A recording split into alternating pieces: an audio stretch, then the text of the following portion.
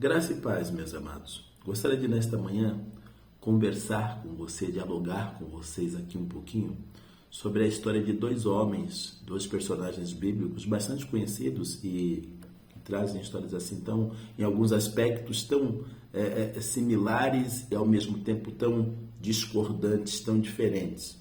Quero falar de Pedro e de Judas. Pedro e Judas foram dois discípulos do Senhor Jesus Cristo, mais do que discípulos. Eles foram apóstolos, eles foram chamados por Jesus Cristo, passaram a fazer parte de um grupo seleto. A Bíblia diz que Jesus Cristo, que era seguido por uma multidão num determinado momento, após um período de oração, ele traz para si 12 homens para que o acompanhassem durante todo o seu ministério, que são os apóstolos do Cordeiro. Tiveram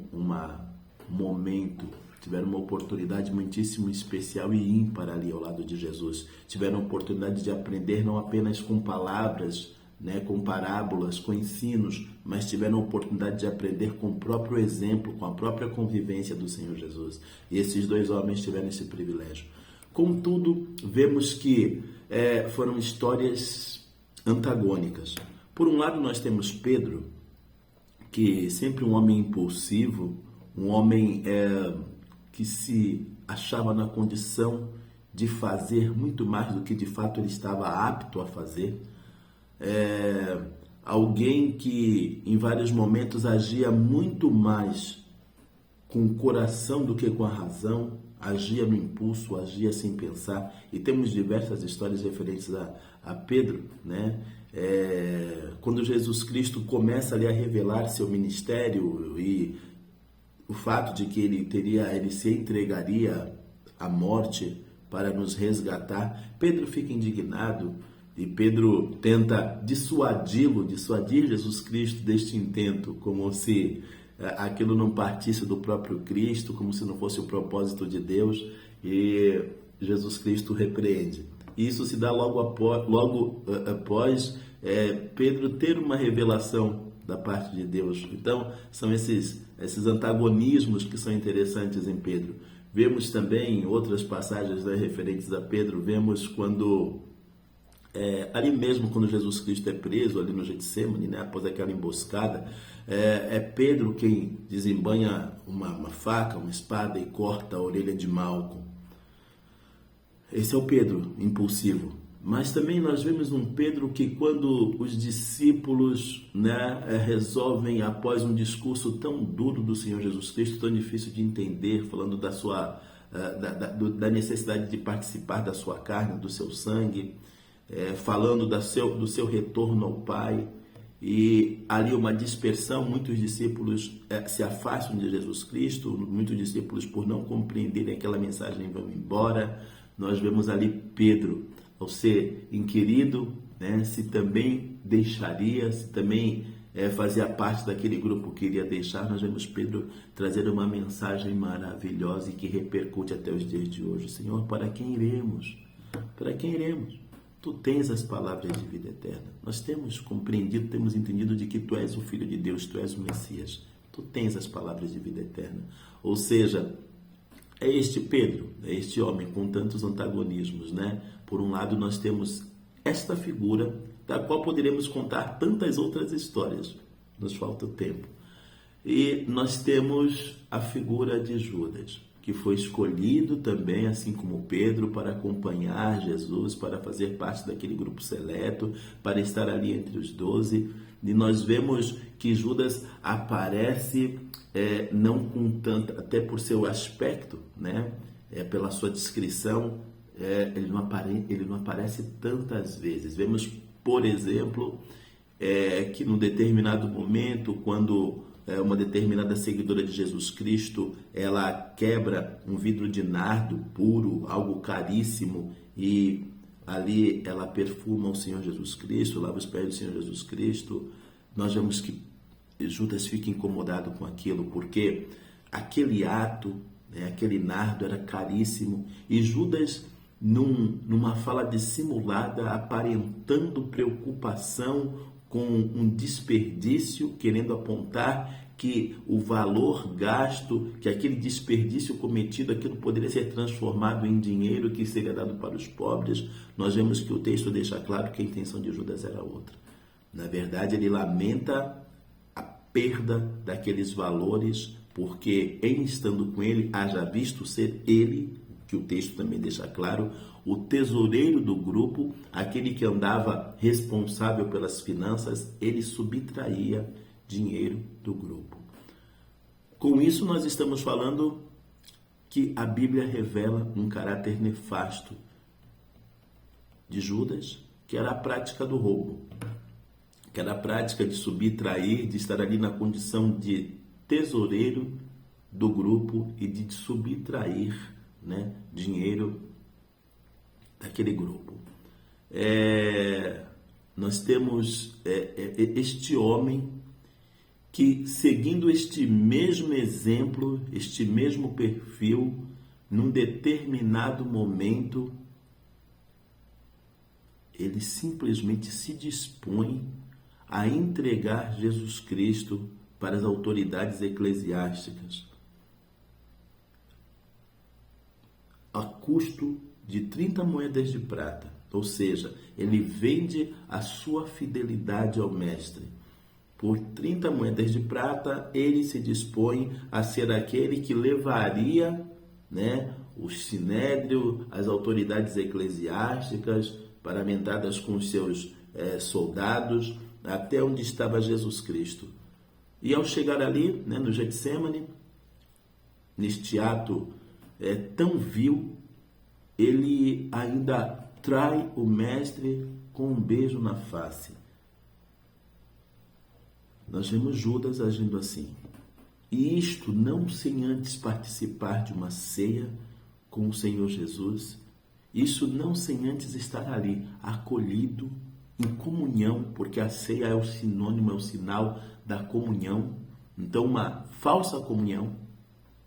Ele está ali participando com o próprio mestre e logo em seguida ele sai e comete esse ato nefasto. É importante que nós entendamos, porque muitos pensam que Judas nasceu para isso. Judas foi um predestinado a isto. Judas fez o que fez porque já estava endereçado a fazer aquilo. Judas fez o que fez porque já foi comissionado, né? Já veio a este mundo com esta determinação. Amados, tudo o que fazemos em nossas vidas são escolhas. A realidade é que Judas, tanto quanto Pedro, tiveram o privilégio de fazerem parte de um grupo seleto do Senhor Jesus Cristo, de estarem com Ele e de aprenderem com Ele por meio de palavras e por meio do seu exemplo e da sua convivência. São escolhas que fazemos na vida. Não somos predestinados a nada senão a salvação. A salvação, porque está aí, a salvação está aí à disposição de todos. Isto sim é predestinação. Nós, a humanidade, foi predestinada à salvação. Contudo, a própria salvação ela é uma escolha. Precisamos, devemos, temos que fazer a nossa escolha. E fazer a escolha requer um ato de negação de si, da sua vontade, de seus interesses, de seus desejos, em favor daquilo que o Senhor preparou para nós. E foi o que aconteceu com Judas. Ele fez a sua própria escolha. Ele fez sua própria escolha, assim como Pedro também fez sua escolha. Eu estou apontando aqui esses dois homens e até o presente momento eu quis falar um pouco do perfil de cada um e das falhas que ambos cometeram. Contudo, no momento primordial, essencial, eles souberam agir de maneira diferente, porque eu diria que até então eles agiram muito parecidos, mas no momento essencial, primordial, eles souberam fazer a coisa de maneira diferente, eles souberam usar do seu livre-arbítrio de maneira diferente. Nós vamos ver que Pedro, né, levado pelo seu impulso também, diz para Cristo que jamais o deixaria, que jamais o negaria.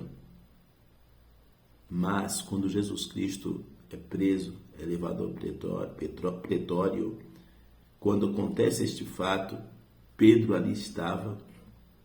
E Pedro, por 3 vezes, antes que o galo cantasse 2, por 3 vezes, Pedro, por medo, por medo de sofrer na pele as mesmas consequências que Jesus, com medo da morte, com medo da crucificação, com medo de ser exposto, com medo de ser morto. Pedro nega Jesus Cristo por 3 vezes.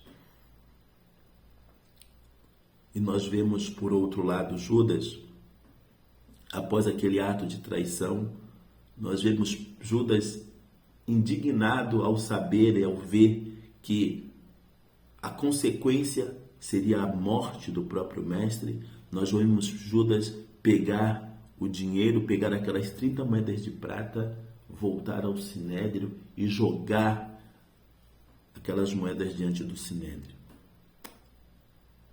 A diferença entre um e outro é que Pedro, pelo que ele fez, Pedro, pela sua covardia, por negar a Cristo, Pedro se arrepende.